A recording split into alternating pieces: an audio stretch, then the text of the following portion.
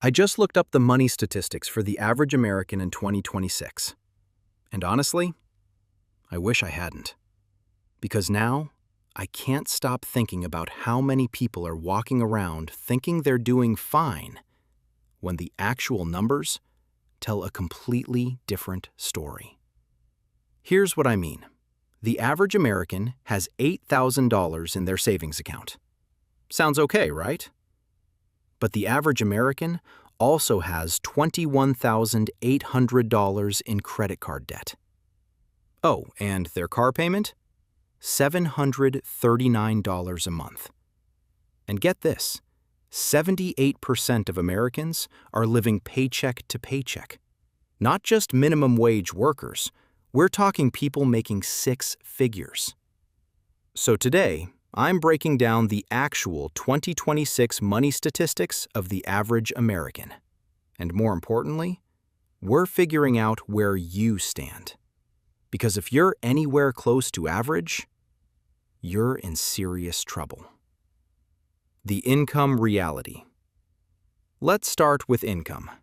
The median household income in America right now is $81,200. Not bad, right?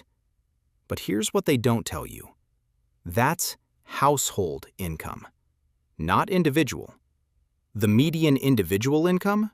$48,060. And after taxes, you're taking home about $37,000. That's $3,083 a month. Now let me ask you something. Could you live on $3,083 a month? Let's break it down. Rent/mortgage, $1,850, average. Car payment, $739. Car insurance, $183. Food, $350. Utilities, $200. You're already at $3,322. You're $240 in the hole, before we even talk about your phone bill, internet, gas, or literally anything else. This is why 78% of Americans live paycheck to paycheck.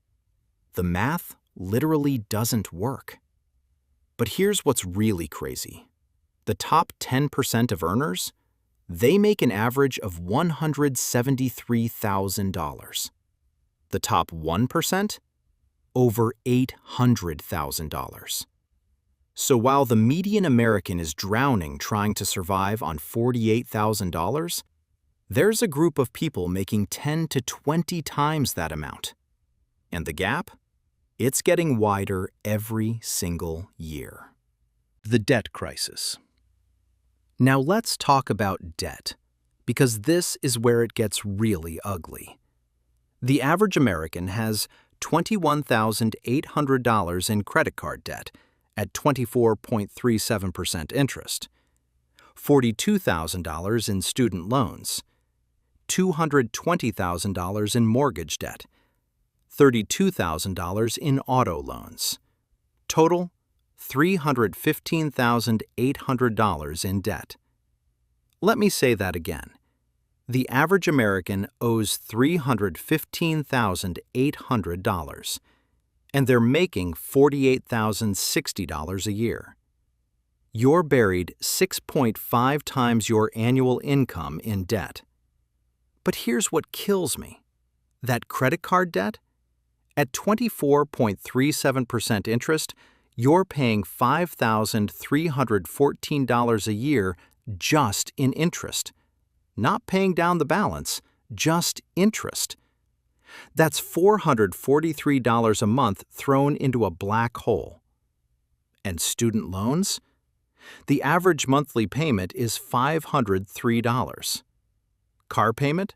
$739. So before you even start living, you're paying $1,685 a month just on debt, on a $3,083 take-home income. You've got $1,398 left for rent, food, insurance, utilities, and everything else. This is why people can't get ahead. They're not spending on stupid stuff. They're drowning in mandatory payments. The savings disaster. Now let's talk about savings. The average American has $8,000 in savings.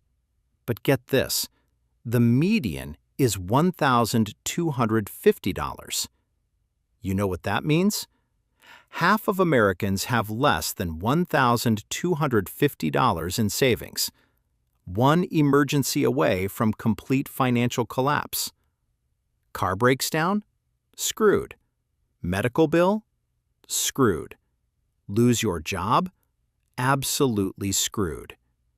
And retirement savings? The average 401k balance is $125,000. Sounds decent, right? But the median is $35,000. And here's the kicker. You need about $1.5 million to retire comfortably. If you're 35 years old with $35,000 saved, even with great returns, you're not hitting $1.5 million by 65. You're retiring broke. Or more likely, you're not retiring at all. 69% of Americans have less than $1,000 saved for emergencies. 69%. 7 out of 10 people are one bad day away from disaster. The spending problem. So where is all the money going? Let me show you the average American's monthly spending. Housing, $1,850, 36% of income. Transportation, $922, 18%. Food, $750, 15%. Insurance, $545, 11%. Healthcare, $414, 8%. Entertainment, $308, 6%. Debt payments, $1,685, 33%. Wait, hold on. That adds up to 127% of take-home income. The average American is spending 27% more than they make every single month. That's not a budgeting problem. That's a math problem. And here's what's crazy. People aren't out here buying yachts and Lamborghinis. This is just existing. Rent, car, food, insurance. The cost of basic survival is higher than what people earn. But you know what the financial advice says? Just cut back on Starbucks. You could stop buying coffee entirely and you'd still be underwater. The system is broken. How do you compare? So now the real question. How do you compare to these statistics? Let's do a quick audit. Income. Below $48,000, you're below average. $48,000 to $80,000, you're average. $80,000 to $120,000, you're above average. $120,000 plus, you're in the top 20%. Debt. Over $300,000 total debt, you're average or worse. $100,000 to $300,000, you're doing better than most. Under $100,000, you're in the top 30%. Zero debt, you're in the top 10%. Savings. Under $1,250, you're below median. $1,250 to $8,000, you're average. $8,000 to $50,000, above average. $50,000 plus, top 25%. Retirement. Under $35,000 in retirement, below median. $35,000 to $125,000, average. $125,000 to $500,000, above average. $500,000 plus, top 20%. Here's the truth. If you're average in America right now, you're actually in serious financial trouble. Average means living paycheck to paycheck, buried in debt, no emergency fund, nowhere near retirement goals. Being average is not okay. Why this is happening? So, why is everyone struggling? 3 reasons. First, wages haven't kept up with inflation. In 1980, median income was $21,000. Adjusted for inflation, that should be $82,000 today. But actual median income? $48,000. We're making 40% less than our parents did in real terms. Second, housing costs have exploded. In 1980, the average house cost $64,000, 3 times median income. Today, $412,000, 8.5 times median income. Everything got more expensive, but our paychecks stayed the same. Third, we've normalized debt. Student loans, car payments, credit cards. We've been taught that debt is just normal, that everyone has it, that it's fine. But it's not fine. The average American is spending 33% of their income on debt payments. That's money that could be building wealth.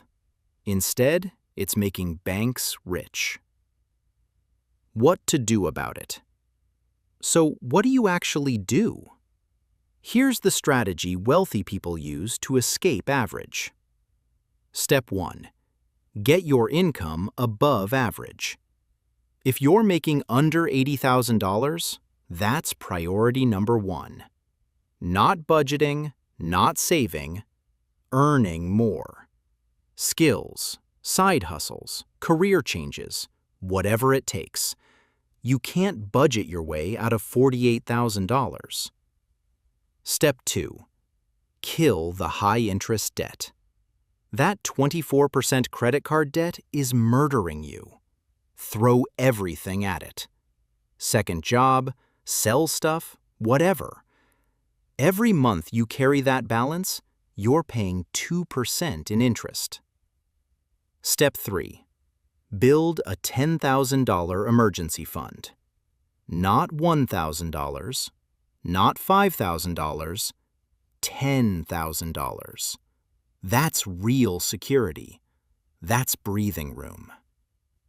Step 4. Max out retirement contributions. At minimum, get the full employer match. That's free money. Then work toward maxing your 401k, $23,500 in 2026. Step 5. Increase income again. Notice how many times this shows up?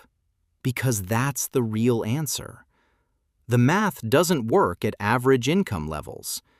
You need to earn significantly above average to build wealth. Look, here's the reality. The average American is financially screwed. They're drowning in debt, living paycheck to paycheck with basically no savings. And the worst part? They think it's normal. They think everyone's struggling like this. But it doesn't have to be this way. The statistics are a warning, not a destiny. If you're average right now, you need to change something. Because average in 2026 means you're one emergency away from disaster. And that's not acceptable. At Wealth Context, we're showing you exactly how to go from average to exceptional. How to think about money the way wealthy people do, not the way broke people do. Hit subscribe if you're ready to stop being average. See you in the next one.